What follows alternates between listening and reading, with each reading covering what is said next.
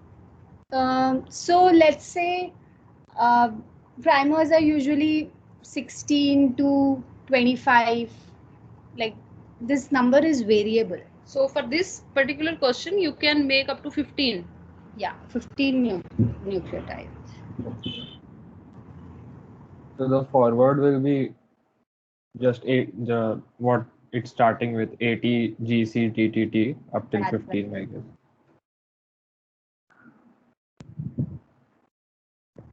And 5 dash to 3 dash. reverse would be complementary. AATCTC from the back. So this will be the sequence.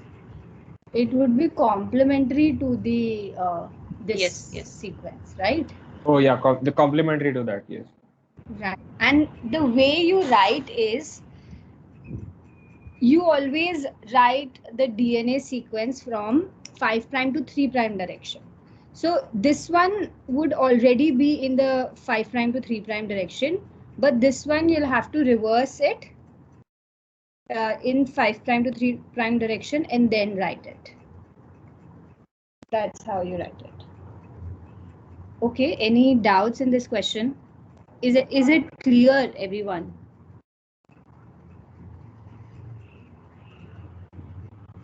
The forward primer, how did you get the forward primer? Sorry, can you say that again? How did you get the forward primer? Forward primer. Um, just a second.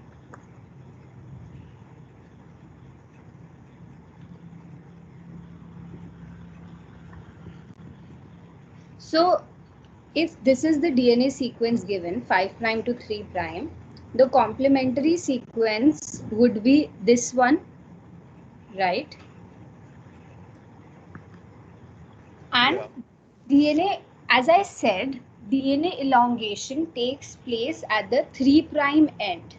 Why? Because at the 3' there is a 3' OH group in the nucleotide, if you remember the structure, and to that OH group the nucleotide is added. So the elongation takes place from 5' to 3' direction. So the forward is like literally because this is moving forward and this is backward. So this would be the forward primer and this would be the Got reverse, it. I got it. reverse primer.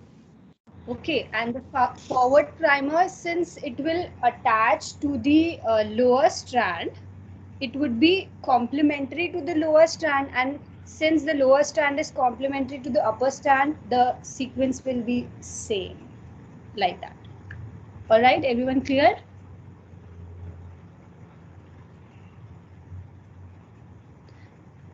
The melting temperature, yeah, who's speaking?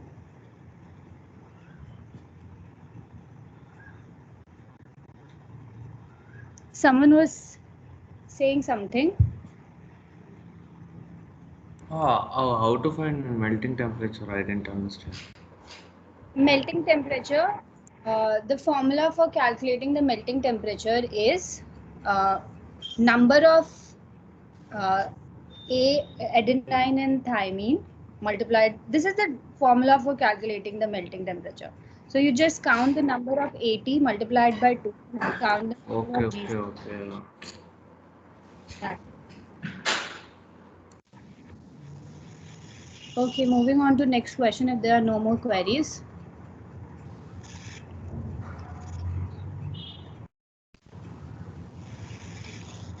So you have studied about various steps in PCR, right? Does this question, like, does this thing sound familiar? Annealing temperature, extension.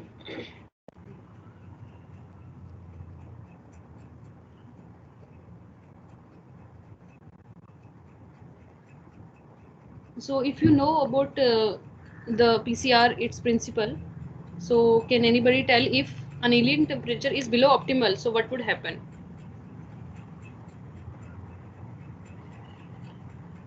I think the primers will not form the bond with the single stranded DNA.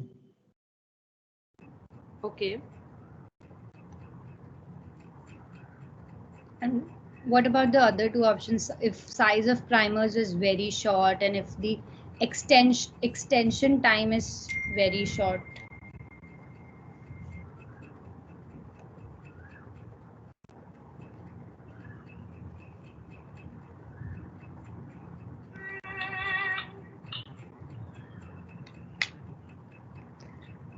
So if the annealing temperature is below optimal, there would be non-specific binding of the primer, and because of non-specific binding, there will be non-specific amplification. You might not get the desired result.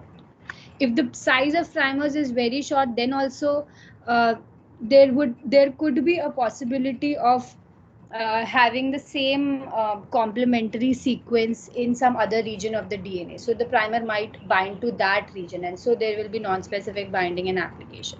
And extension time is for the DNA to amplify. If it is too short, there would be incomplete product because of insufficient time for complete extension. Okay. Moving on to next question. Could you clarify how annealing temperature is affecting the specificity here? Why is it non-specific? Because the annealing temperature is below optimal. So see, the binding of the primer depends on temperature.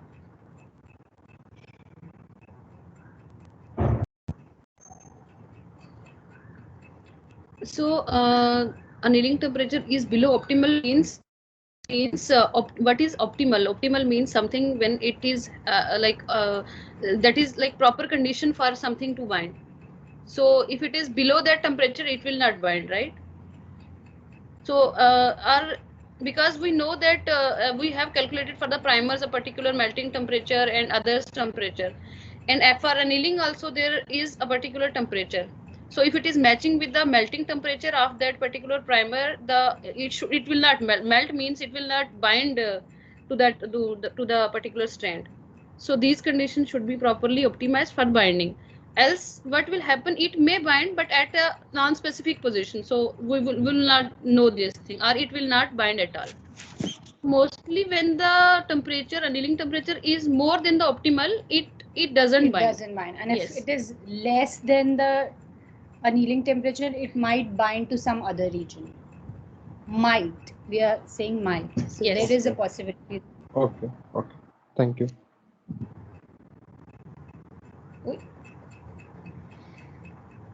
All right. So this is about Sanger's method. Now, does anyone recall the concept behind Sanger's method? What was it? And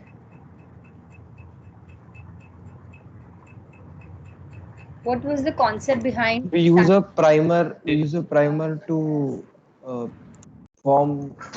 use the what we just saw in the previous question.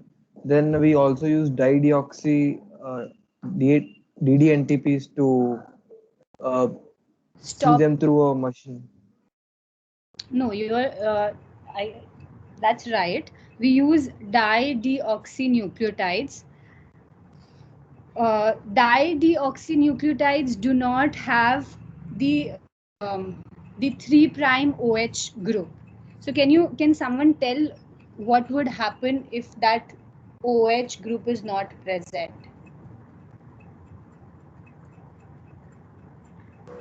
The nucleotide chain will terminate there. Right, the nucleotide chain will terminate. So the Sanger's method is based on this principle of dideoxynucleotide, that the elongation step, the extension step will stop if there is a dideoxynucleotide, like if a dideoxynucleotide is added. So in a single strand of DNA is sequenced using Sanger's method, and this is how the gel looks like. Like 4 reactions were run separately, and in each tube, in one of the tubes, there was dideoxyadenine. In the other one, there was dideoxythymine. Then for cytosine and guanine. And along with them, other nucleotides were also present, but along with these nucleotides in separate tubes. So what would happen? Is the reaction would stop wherever a dideoxyadenine would be incorporated in the DNA sequence. And since there are like a lot of molecules of DNA, we are basing this on the probability that at least like some of the DNA molecules, all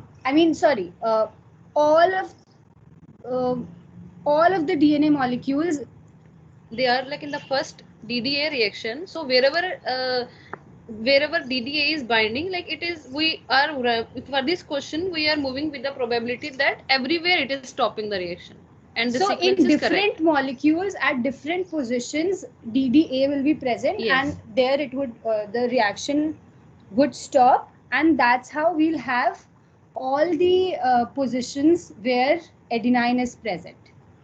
Because since there are so many DNA molecules, so this is based on this probability.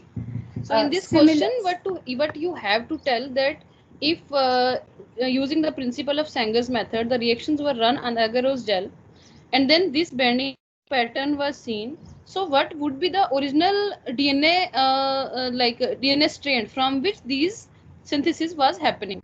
So firstly, you have to predict like when A was added, so a band is formed at this position and this position. Right. So that means the strand, this particular band, these fragments of DNA, they would have at the end, they would have A. Okay, because these are the synthesized strands. And similarly for this one, these strands would have T at the end. So we have multiple strands, multiple bands in the T as well as in the C, in the G, in A also. So, and also the other thing that we have to keep in mind is that in the agarose gel electrophoresis, this is happening on the basis of size. So smaller the fragment size, so it will be the first, and then higher. So that As means we have to move from down to up to calculate to know the sequence. That means first would be this one. This is the bottom one. So first would be T, and then moving up it would be A, then here C, then T, then G, and like this. So like this, T, then A, and then again C, and then T, and then G, and so on. So this is the sequence of the synthesized part. So what would be the original strand from which it is synthesized? So it would be complementary sequence of this sequence. So this is the sequence that was actual, and this is the one that was sequenced, that was prepared, synthesized. So this is the answer, that the original sequence would be this one, from 5' to 3'. Okay.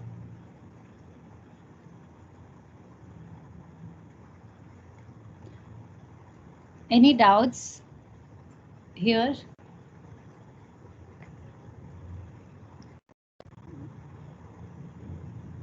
Okay, if everyone is clear about this question, then we can go on to the next one. This is again based on recombinant DNA technology. In an experimental setup for generating recombinant plasmid molecule with the gene for human growth hormone, both the vector and the gene of interest were digested with two restriction enzymes, BAMH1 and HIND3. So the restriction sites for these two enzymes are given, and you have to like show or tell that how the vector and the gene will join together upon the addition of the ligase enzyme. So first of all, is the question clear?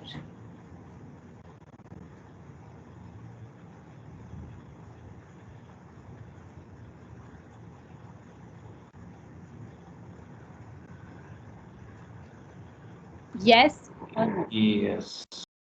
So then how? So this question is basically because this was an kind of assignment. So show diagrammatically how the vector and the gene will join together upon the addition of the ligase enzyme. So in this reaction, firstly we have to make the cuts in the DNA, and then we have to insert the gene of interest. Then using ligase it will bind. So finally again another new like fragment of DNA will be formed. So you just have to try on the basis of these schematic given. So from this diagram, yeah, firstly you try, then we'll explain. So anyone can just say how to go about or how this will look like.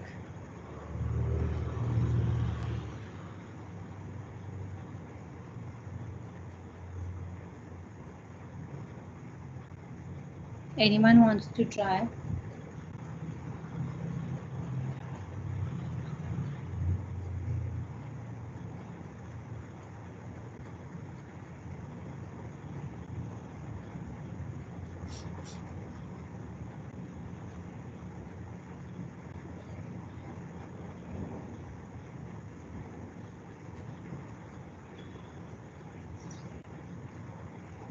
Okay, no answers. Okay, here is the answer. So depending upon which restriction enzymes we are using, so the same restriction enzyme has to be used for cutting the DNA of gene of interest as well as the vector, so that it will create a similar kind of these sticky ends in both the DNAs. So here, as we can see, these kind of stretches, so this and this stents, they are created with two different restriction enzymes, that is HIND3 and BAMH1. So accordingly, as we can see here, for the BAMH1, it creates a cut here and then a cut here. So this kind of sticky end will create. So first G is there, then a cut, and this is not there. And in the bottom strand, again a cut at G, and then this one is not there. So this kind of end is being created here, and then similarly for HIND3. So a cut at first A, and then AGTCTT is there, and then at the bottom again A, and this sequence is there. So if we are treating with these enzymes, so these kind of sticky ends are created. And if we are cutting the our vector with the same enzyme, so these sites will be created. And we also know that they are complementary. So now these ends are complementary to this point, and these are complementary to this point. So they will bind, and after binding, this kind of DNA will. So this is a new.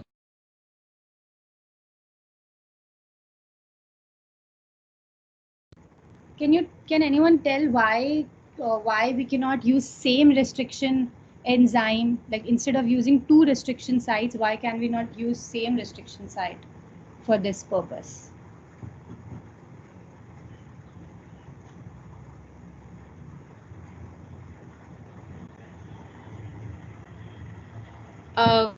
Why you are so silent?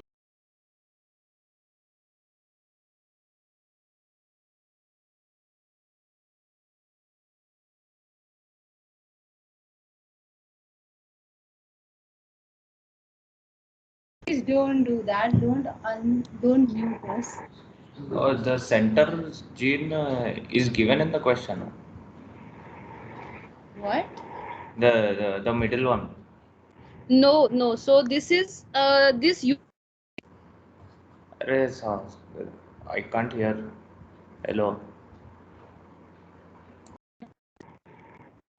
Hello. So are we audible? Yes. So this part we can infer on the basis of the this information. So we know in the question it was given that HIND3 is having the restriction site like this, and BAMH1 is having the restriction site like this. So this was this. So this is how the gene of interest should be if we are using HIND3 and BAMH1 restriction sites. So again, this is based on the probability that our gene of interest would have these restriction sites once around,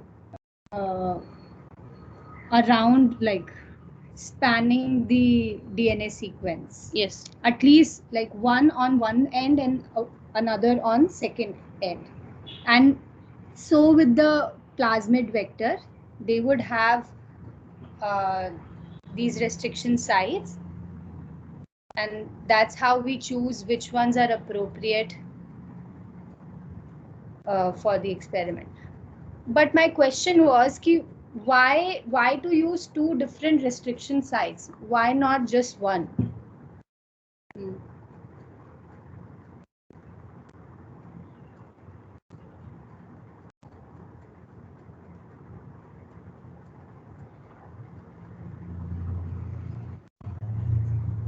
Okay, maybe no one wants to answer.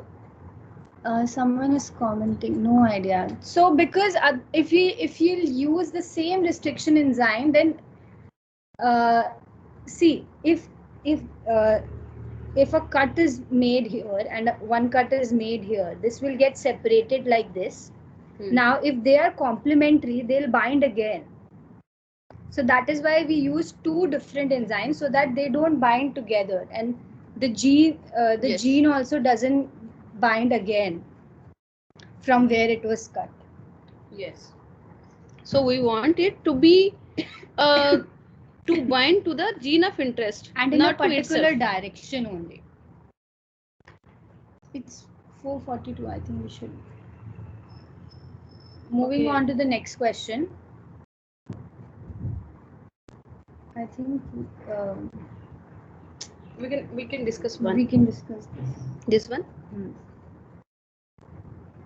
Okay. So this question is based on the probabilities and the concept of alleles, dominance, and recessive. So the question is, says that the father has a type O blood group and the mother has AB blood. Which of the following blood types could their children possibly have? So basically, you had to demonstrate using Punnett scale. I think this should be easy, and Yeah. you should be able to do it. And if somebody, some of you don't know about the concept, so in the blood group, this is a concept of codominance, where A and B allele are dominant alleles and O is the recessive allele. So now I think you can tell easily. Let's hurry up. We have a quiz as well. I think it should so- be type A and type B, option A. Right. Can you just explain it once? Like for type O, both the allele should be O, because if any one of them will be A or B, then the blood group will change. So both Right. should be O. And in case of AB, one should be A and one should be B. Right. All right, that's correct. If anyone has any doubt, please ask. Otherwise, we'll move on to the next question. We can cover one more question, I think. This one. This one. So this another question. It is based on dihybrid cross.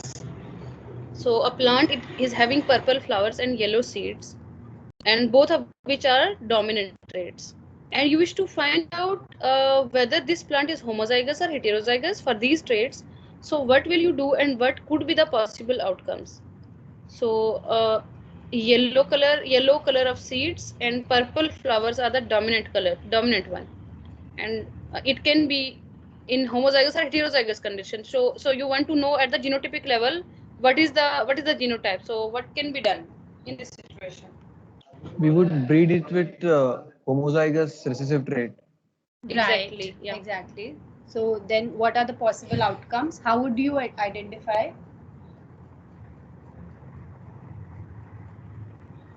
Like complementary colors, how can we say like purple? What will be the recessive trait? It is not mentioned now. No. I mean, you. Yeah, you just consider it not purple and not yellow. Yeah. Okay. He is unmuted himself. Actually, I will draw the Punnett square and then I will tell you. No, just say it. We don't have that much time. So if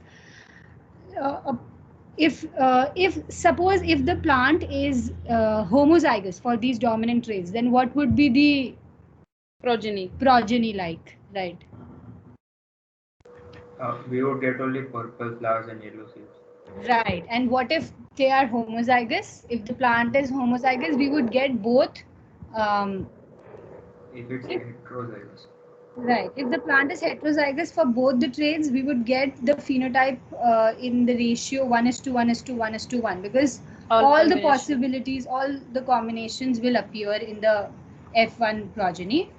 And if the plant is heterozygous for one and homozygous for the other trait, the phenotypic ratio would be 1:1. And only two types of plants would show up in F1 progeny. So that's how you determine whether the plant was heterozygous or homozygous. What is the time? Yeah, now we can start the quiz. 15 minutes are left. Can we have this one question and then start the quiz? Yeah, yeah. So let's do this last question. What pattern of inheritance does this trait show? Does this trait follow? So if you know the concept of pedigree, so here the squares are representing male, circles are female, and the red filled figure is the affected one. So you have to tell whether it is an autosomal or sex-linked disease or a dominant and recessive. So what it would be? Telling whether it's dominant or recessive is will be quite easy. So I think you can try that. Whether this trait is dominant or recessive. Recessive. It's recessive, right? Can you give me an explanation?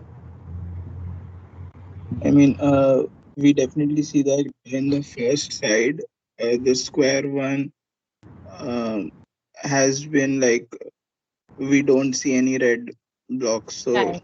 even if we had a red circle. Right, that's right. So, like a good way of identifying whether it's a recessive or a dominant disease or a trait is that if both the parents like they do not show the trait and the child is showing the trait, then it means it is recessive because otherwise it would have shown in the parents, right? So in this generation there is no one affected, so that is why we can say that, and it is showing up in the next generation, so that is why we can say that it is recessive. And it is an autosomal trait, which means it is not linked to any sex. It is in the autosomal chromosomes, so that is why it is autosomal recessive.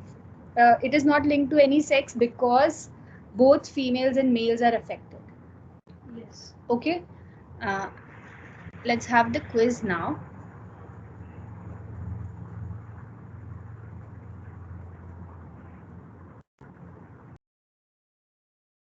Should I share? Yes. Yes, yes.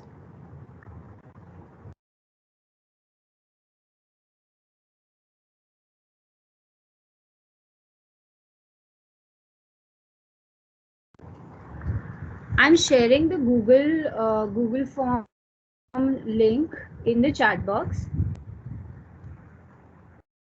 As soon as the timer is up, I'll share the Google form link.